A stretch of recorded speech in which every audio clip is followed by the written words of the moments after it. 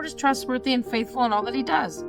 So those are the things that I stand on, not the fact that I'm still seeing things in my life that aren't coming to pass the way I want them to, or not being healed. That doesn't mean that God caused it. It doesn't mean it's his fault, and it doesn't mean that he's not going to fulfill on his promises. Now, it might not be on this side of eternity. I'm just going to be totally honest with you. It might not be here, but there is a place where we should be putting our hope in that all of these things will be wiped away. All tears will be wiped away. All diagnosis and diseases and tragedy will be wiped away.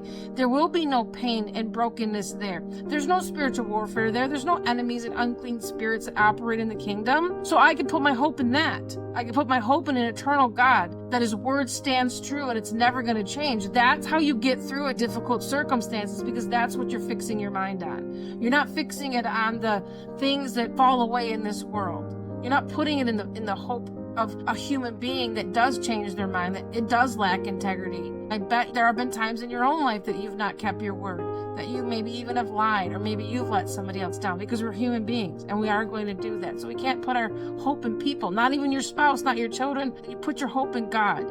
Your identity is in God. What Christ paid the price for was so that we can have that freedom, so that we could be reunited to our Heavenly Father, so that someday that we could live in eternity in the kingdom. That's what we're fighting for. When you feel like your life is just not going the way you want it to go, remember who God says he was. His character is not going to change. His integrity is strong.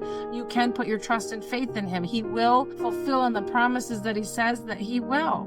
So please let this encourage you today that you want to keep fighting, but put your hope in God, the one that has the blueprint for your life, that has the plan. He will make it come to pass. I promise you.